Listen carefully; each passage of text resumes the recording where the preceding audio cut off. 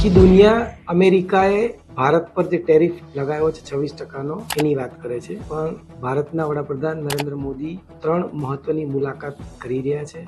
એક મુલાકાત થઈ ચૂકી છે ચીલીના રાષ્ટ્રપતિ સાથે ભારતમાં.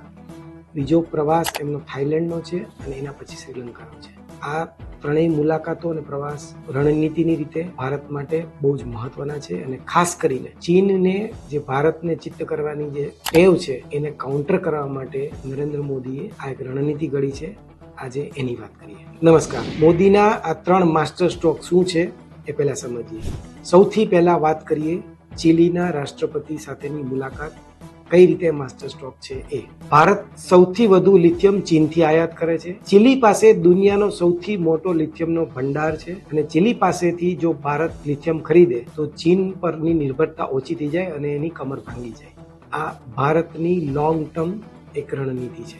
લિથિયમ ટ્રાયેંગલ કહેવાતા આર્જેન્ટિના, બોલિવિયા અને ચીલી, અને આ ત્રણેય દેશોમાં સૌથી વધારે જો ભંડાર હોય તો એ ચીલીમાં છે. આપણે સૌ જાણીએ છીએ કે લિથિયમનો ભંડાર હવે આવનારા દિવસોમાં, આવનારા દાયકાઓમાં કે સદીમાં કેટલો મહત્વનો છે. લિથિયમ બેટરી જે રિચાર્જેબલ છે એનો અનેક જગ્યાએ જીવન ઉપયોગી ચીજવસ્તુમાં એનો ઉપયોગ થાય છે. કારની બેટરી, ટીવી, કેમેરા, મોબાઈલ, આ બધામાં એનો ઉપયોગ થાય છે અને આપણી એના પરની ચીન પર જે નિર્ભરતા છે જે આપણે હવે ઓછી કરી દેવા માંગીએ છીએ. બીજો મોદીનો જે માસ્ટર સ્ટ્રોક છે એ થાઈલેન્ડનો પ્રવાસ છે. ભારતનો 5મો સૌથી મોટો બિઝનેસ પાર્ટનર છે કન્ટ્રી થાઈલેન્ડ.